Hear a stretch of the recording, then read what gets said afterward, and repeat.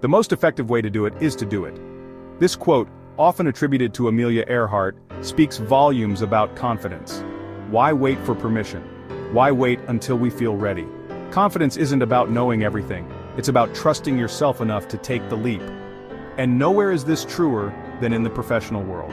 Whether you're presenting to a client, leading a team meeting, or simply voicing your opinion, confidence can be the deciding factor between blending in and standing out. It's about commanding attention, not demanding it. So, how do we cultivate this elusive confidence? How do we move from hesitant whispers to powerful pronouncements? It's not about some innate charisma or a preordained gift. It's about mastering the fundamentals. It's about understanding that confidence is a skill, and like any skill, it can be learned. We often think of confident speakers as those who can effortlessly improvise, who can conjure up compelling words on the spot. But even the most seemingly effortless speakers rely on a solid foundation preparation. Think of a skyscraper. It stands tall and proud, seemingly defying gravity. But beneath that impressive facade lies a deep and intricate foundation. Your speech is that skyscraper. And your preparation? That's the foundation upon which your confidence will stand. Knowing your material inside and out is non-negotiable. When you understand your subject deeply, you're sharing knowledge. You're engaging in a conversation. That's the power of preparation. It's about anticipating questions and having supporting data at your fingertips. Speak naturally, authentically, and confidently. True confidence comes from knowing you've done the work. Step into the arena with the quiet assurance that you're ready. We often underestimate the power of nonverbal communication. We think that our words alone carry the weight of our message. But the truth is, our bodies speak volumes, often before we utter a single word. Think about it. A firm handshake, a warm smile, maintaining eye contact. These are subtle cues that speak volumes about our confidence and credibility. When we slouch, avoid eye contact, or fidget, we inadvertently undermine our own message, no matter how brilliant it might be. So, how do we harness the power of body language to project confidence? It starts with awareness. Pay attention to your posture. Stand tall, shoulders back, head held high. This isn't about puffing out your chest. It's about commanding your space with quiet confidence.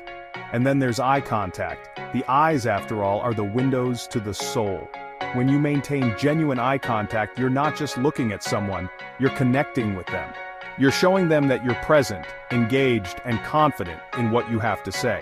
But it's not just about staring someone down. It's about finding a balance, a natural rhythm of connecting and looking away. Think about it like a dance, a subtle back and forth that builds rapport and trust.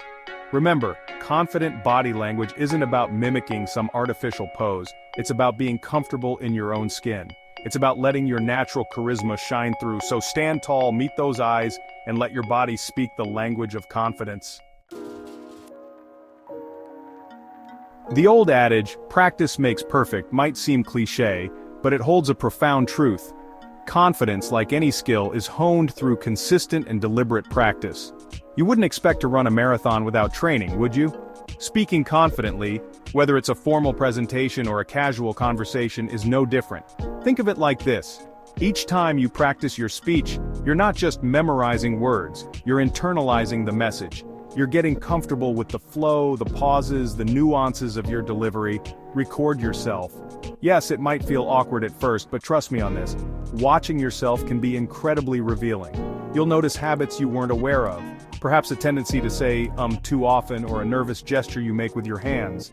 But here's the beauty of practice. It allows you to course correct. It gives you the opportunity to smooth out those rough edges and refine your delivery.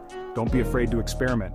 Try different tones, different pacing, different ways of emphasizing key points. The more you practice, the more you'll discover what feels natural and authentic to you. Remember, practice isn't about achieving robotic perfection. It's about building muscle memory, both physically and mentally. It's about training your mind and body to deliver your message with clarity, conviction, and yes, confidence. So, embrace the power of practice. View it not as a chore, but as an investment in yourself, in your ability to communicate effectively and confidently. We often shy away from feedback, especially when it comes to something as personal as public speaking. We fear criticism, we worry about judgment, but the truth is, feedback is a gift. It's an opportunity to see ourselves from a different perspective, to identify blind spots, and to ultimately become better communicators. Think of it like this. You're standing too close to a painting, so close that all you see are brush strokes and imperfections. But when you step back, when you gain some distance, you begin to see the bigger picture, the beauty, the artist's intention. Feedback is that step back. It allows us to see our performance with fresh eyes, to identify areas where we can improve. Now, not all feedback is created equal. It's important to seek feedback from trusted sources, from people who understand your goals and want to see you succeed. And when you do receive feedback, listen with an open mind. Don't get defensive. Remember, the goal is not to protect your ego, it's to grow.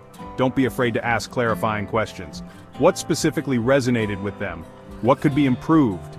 The more specific the feedback, the more actionable it becomes. Embrace the discomfort of growth. Remember, the most successful people are often those who are most open to learning and evolving. So, seek out feedback, listen with intention, and use it as fuel to refine your craft. Because the more you're willing to learn and grow, the more confident you will become.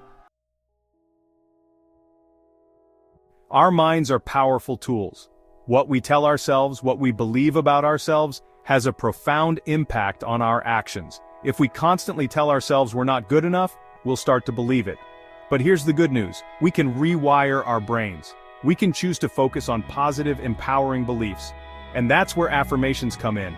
Affirmations are positive statements that, when repeated regularly, can help to reprogram our subconscious minds. They're like planting seeds of confidence that, over time, can blossom into powerful beliefs. So, embrace the power of positive affirmations. Plant those seeds of confidence and watch them grow. Because when you believe in yourself, others will too. Remember, becoming a confident speaker isn't about achieving some unattainable level of perfection. It's about embracing the journey, the continual process of learning, growing, and refining your craft. We've covered the importance of preparation, the power of body language, the value of practice and feedback, and the transformative potential of positive affirmations. These are not merely tips. They're foundational principles that, when applied consistently, can empower you to speak with clarity, conviction, and confidence. So, go out there and use your voice. Share your ideas, your stories, your unique perspective with the world, and remember, the world needs your voice. It needs your passion, your insights, your authentic self. Summarize the key points. End with an encouraging message about the journey to becoming a confident speaker. Invite viewers to like, comment, and subscribe for more tips.